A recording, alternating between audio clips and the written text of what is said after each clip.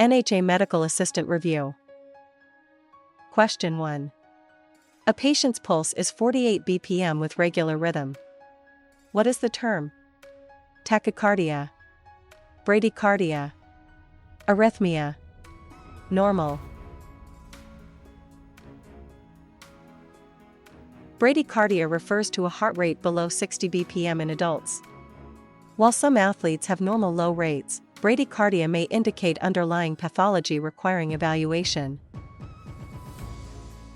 Question 2.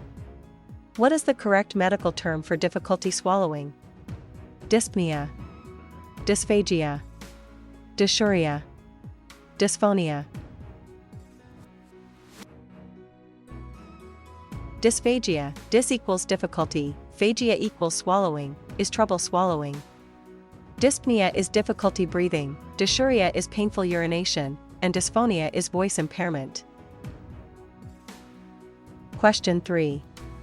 A patient refuses care. The MA should first call the provider, document refusal in the chart, educate about risks, have the patient sign a refusal form.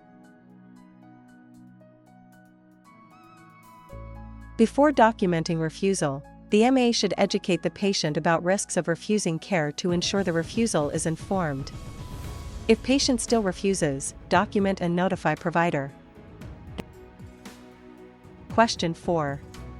Which insurance claim form is used for billing professional services? CMS 1500, UB 04, HCFA 500, CPT 9000. The CMS 1500 form is used to bill for outpatient and professional services, physician services.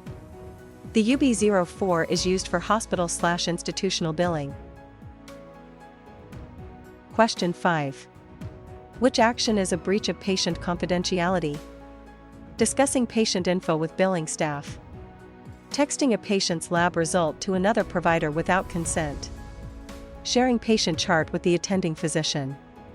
Faxing to a hospital with release form. Transmitting protected health information, PHI, without patient consent violates HIPAA. Discussing with billing staff and sharing with attending physician are permitted for treatment/payment/operations.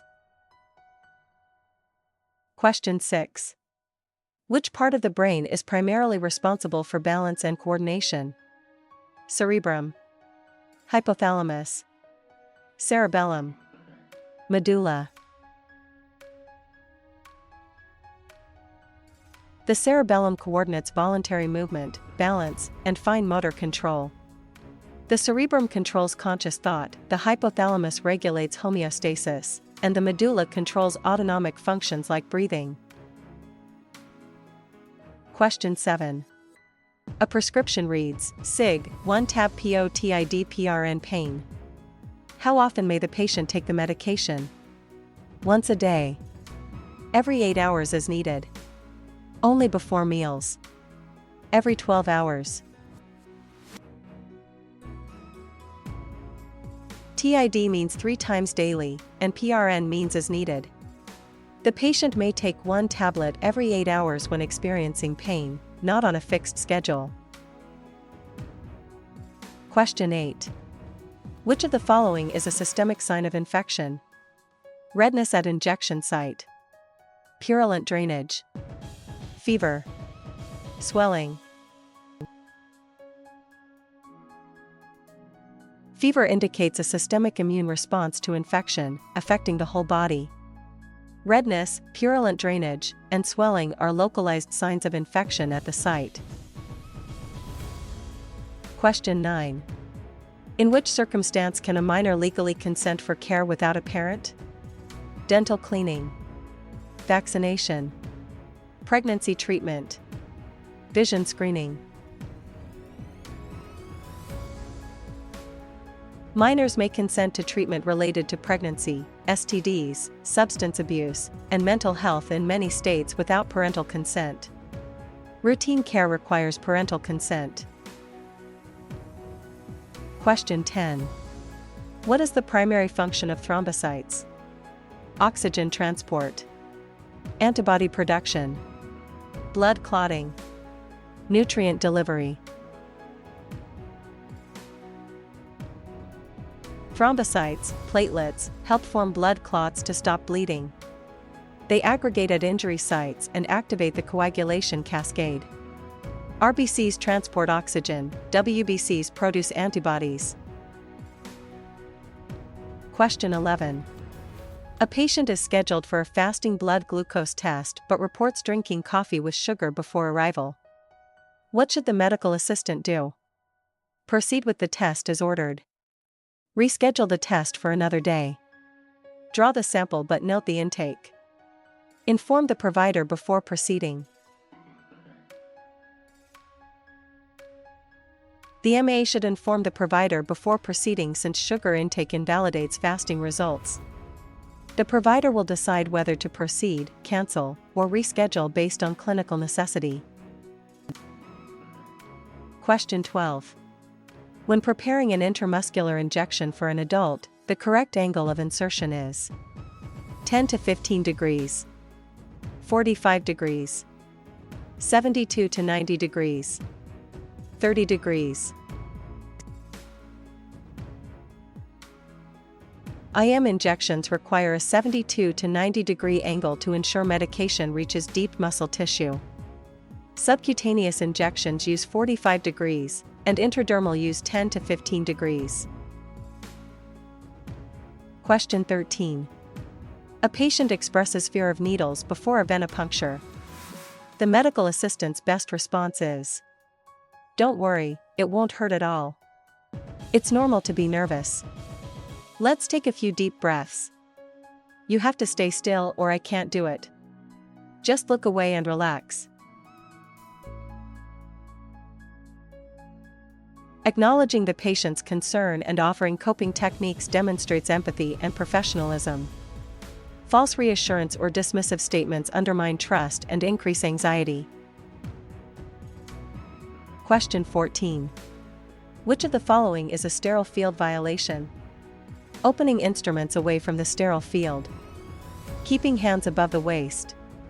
Turning your back on the sterile field. Using sterile gloves during setup. A sterile field must always remain in sight, turning away risks contamination. Hands above the waist, opening instruments away from the field, and sterile gloves are all correct sterile technique practices. Question 15. A patient receiving a nebulizer treatment begins to experience dizziness. What should the medical assistant do first? Call 911 immediately. Stop the treatment and notify the provider. Tell the patient to continue. Check blood pressure before deciding. Dizziness may indicate an adverse reaction to the medication. Stop the treatment immediately and notify the provider for further instructions. Do not continue treatment without provider approval. Question 16. When collecting a throat culture, the swab should be applied to the tongue surface, the roof of the mouth, inflamed areas of the tonsils and pharynx, the inside of the cheek. Accurate results require swabbing inflamed or exudative areas of the tonsils and posterior pharynx. Avoid touching the tongue, cheeks, or lips to prevent contamination with normal oral flora. Question 17. Which pulse site is most appropriate for routine vital sign assessment in adults? Radial, brachial, carotid, apical. The radial pulse at the wrist is the most common site for routine pulse assessment in adults. Carotid is used for emergencies, brachial for blood pressure, and apical for infants or irregular rhythms. Question 18. Which action reduces the risk of iatrogenic infection during wound care? Reusing sterile gauze. Using clean gloves instead of sterile. Strict adherence to aseptic technique. Applying dressings without hand hygiene. Iatrogenic infections are caused by medical procedures. Strict aseptic technique, including hand hygiene, sterile supplies, and proper wound care, prevents healthcare-associated infections. Question 19. A patient with suspected orthostatic hypotension requires blood pressure measurement. In which order?